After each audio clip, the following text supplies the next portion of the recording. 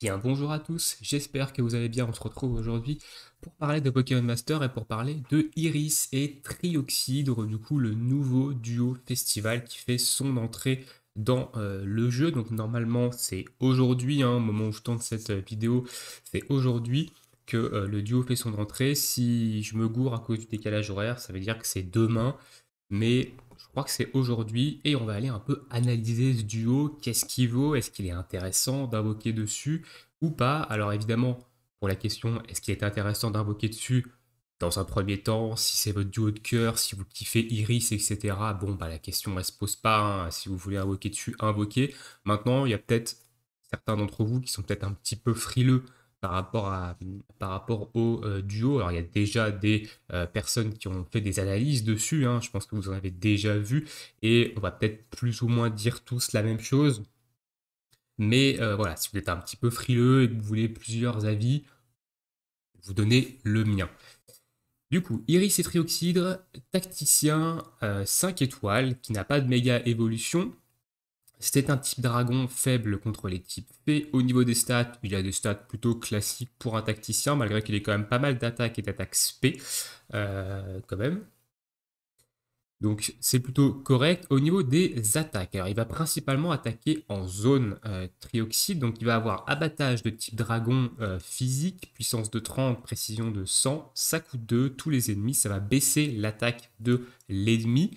Il va avoir aboiement, une attaque de type ténèbres spéciale, puissance de 39, précision de 95, ça coûte 2 sur tous les ennemis, et ça va baisser légèrement l'attaque spéciale de l'ennemi. Donc légèrement c'est moins 1.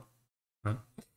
Ensuite, Dracocharge plutôt, qui est de type dragon, physique, 130 de puissance, 75 de précision, ça coûte 3, c'est sur un ennemi et ça va apeurer l'ennemi rarement. Et ensuite, on va avoir sa capacité dresseur qui va être numérotée Zabati, ça va augmenter la vitesse à laquelle la jauge de capacité du côté allié se remplit. Ça va réduire de 1 le nombre d'actions nécessaires pour lancer une capacité du haut et ça va augmenter modérément l'attaque du lanceur et augmenter légèrement le taux de critique du lanceur. Donc modérément c'est plus 2 et légèrement, comme j'ai dit, là ça va être plus 1 en critique. C'est une utilisation qui peut être utilisée une seule fois dans le combat. C'est dommage, une seule fois, c'est-à-dire qu'il peut se booster en critique seulement lui-même de plus 1. Alors je pense que dans son plateau d'IOGM, il y a sûrement des récup PPC sur numéroté Zabati.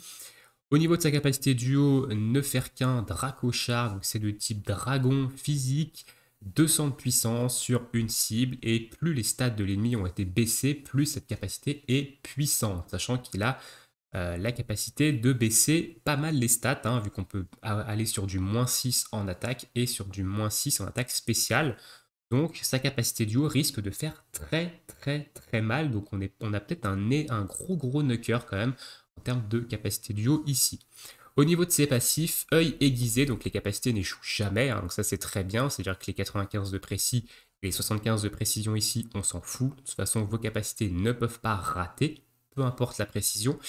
Stats ennemis baissés, puissance augmentée. Donc plus les stats de l'ennemi ont été baissés, plus les capacités du Pokémon sont puissantes. Donc on a encore une fois un nouveau passif qui va venir s'additionner au passif de la capacité duo. Donc la capacité duo va faire encore plus mal quand vous allez avoir baissé pas mal les stats. Et double baisse de stats. Lorsqu'une stat de l'ennemi est baissée, la baisse est doublée. Ce qui veut dire que quand vous allez faire un abattage ou un aboiement, au lieu de faire -1 sur l'attaque et l'attaque spéciale, vous allez faire -2 sur l'attaque et l'attaque spéciale. Ce qui fait que vous faites 3 abattages, 3 aboiements, et vous êtes sur du -6 sur tous les ennemis en attaque et en attaque spéciale, ce qui est plutôt pas mal quand même. Le fait de pouvoir baisser aussi rapidement sur toute l'équipe adverse une stat d'attaque, c'est plutôt sympa.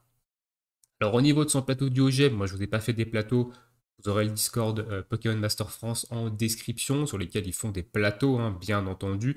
Donc ici on a de l'augmentation de la puissance des capacités super efficaces. Donc ça c'est pour aboiement. Donc aboiement c'est de type ténèbres. Donc c'est quand vous allez taper sur de la faiblesse ténèbres. Votre aboiement fera plus de dégâts.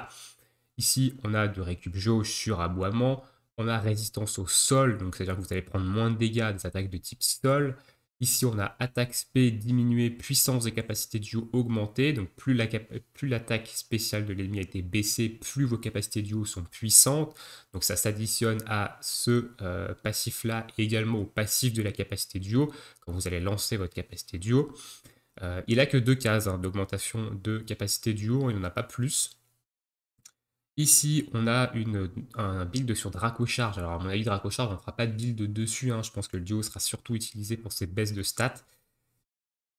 Baisse légèrement la vitesse de l'ennemi quand une capacité offensive du Pokémon le touche très souvent. Donc, ok.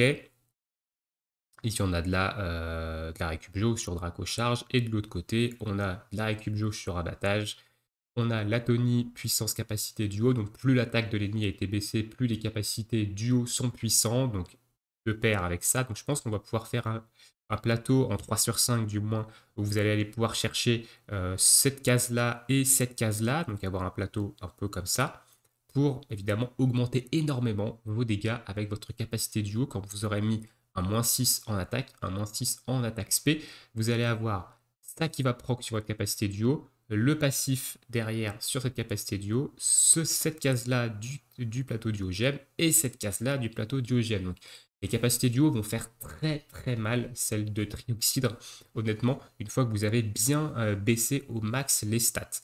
De l'autre côté, on a un puissance critique 1 sur abattage, on a un récup PPC voilà, sur numéro tes abattis, donc sur la capacité de dresseur, ici, mais assez rarement. On a un coach attaque spé, donc ça veut dire que quand le duo utilise avec succès une capacité, augmente légèrement l'attaque spéciale de tous les alliés. Donc quand vous allez faire un numéro de tes abattis, vous allez augmenter l'attaque spé de tous les alliés de +1, légèrement c'est +1. Et ici la dernière carte c'est réflexe attaque 3, donc quand le duo subit une attaque, augmente légèrement son attaque. Parfois, donc quand il va se faire attaquer, parfois il va gagner +1 en attaque. En général, on va jouer avec un buffer, Et voilà, donc un tacticien qui a l'air d'être un excellent knocker en termes de capacité duo, peut-être même le meilleur, vu toutes les augmentations qu'il a. Alors après, évidemment, il faudra voir les tests et les comparatifs, mais il risque de faire très mal en capacité duo. Maintenant, dans la méta actuelle du jeu, qu'est-ce que vaut ce duo? Actuellement, on joue quand même très peu avec des duos qui vont baisser les stats. En général, si on veut un duo qui va baisser les stats, on va prendre Mew, qui va baisser énormément les stats en zone et qui va baisser beaucoup plus de stats en zone. Mais, et du coup, on ne joue quand même très peu de duos qui se jouent comme ça. C'est-à-dire que là, évidemment, il faut avoir une place de tacticien dans l'équipe. Donc ça veut dire que au vu de ses défenses, il ne peut pas vraiment être un tank. Si. Il va pas pouvoir être non plus un support parce qu'il va vous falloir évidemment un tank, il va vous falloir votre DPS, il va vous falloir quelqu'un qui puisse supporter peut-être avec du soin. Donc l'intégrer dans une équipe, ça peut être compliqué. Il va surtout être là en tant que DPS knocker capacité duo, donc il va prendre la place de votre DPS. Et en ce moment, dans la méta actuelle du jeu, on joue la plupart du temps des duos qui font beaucoup de dégâts. On va jouer du Zekrom, on va jouer du Zacian, on va jouer du Dracofeu Tarak, du Dracofeu Red. On va jouer ces gros DPS qui ont la capacité de faire d'énormes dégâts, pas seulement en capacité duo.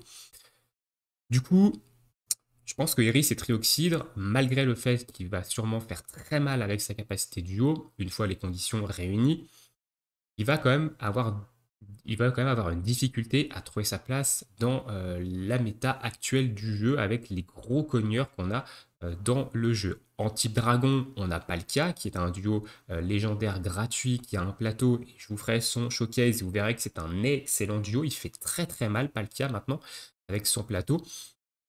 Donc honnêtement, je ne suis pas sûr que ce soit vraiment utile d'aller chercher Trioxydre à l'heure actuelle. Alors évidemment, ils ont dit dans la lettre des développeurs par rapport à Latias, la bataille légendaire qui arrive à la fin du mois, fin mars, que du coup, Iris et Trioxydre seront très intéressants pour cette bataille légendaire parce qu'on sait que Latias aura une faiblesse dragon et aura une faiblesse fée également. Donc, Dianthea et Gardevoir qui va sortir en même temps que Latias et du coup, Iris et Trioxydre seront sûrement très intéressants pour cette bataille légendaire. Mais en termes de duo de type fée, on a eu récemment Xerneas, Platane et Xerneas, qui à mon avis fera très bien l'affaire en termes de DPS fait sur Latias. Et on a évidemment Helios et Palkia en tant que DPS dragon qui devrait être assez efficace également sur Latias. Donc il y a moyen de se faire une petite team potentiellement free-to-play pour Latias sans être obligé d'aller chercher évidemment Gardevoir et Trioxydre. Donc voilà un peu ce que j'en pense moi de ce duo, à mon avis très gros knocker capacité duo, mais qui risque d'avoir un petit peu de mal à trouver sa place parmi, dans la méta actuelle, parmi les gros DPS qu'on joue la plupart du temps. Donc après, c'est à vous de voir. Moi personnellement, je n'invoquerai pas dessus parce que le duo m'intéresse pas et en termes de type dragon, le Palkia est très efficace. Et après, voilà, moi, Pokémon, vous savez que je ne connais quasiment pas la licence hormis la première génération. Donc je ne marche pas à la hype du tout. Donc du coup, Iris, moi, pour moi, connaît pas, quoi. Donc voilà. Maintenant, dites-moi ce que vous en pensez, vous, dans l'espace commentaire. Est-ce que vous comptez invoquer dessus ou pas? Sur ce, moi, je vous souhaite à tous une très bonne journée, une très bonne soirée. Bon jeu, et on se retrouve bientôt pour de prochaines vidéos. Ciao tout le monde!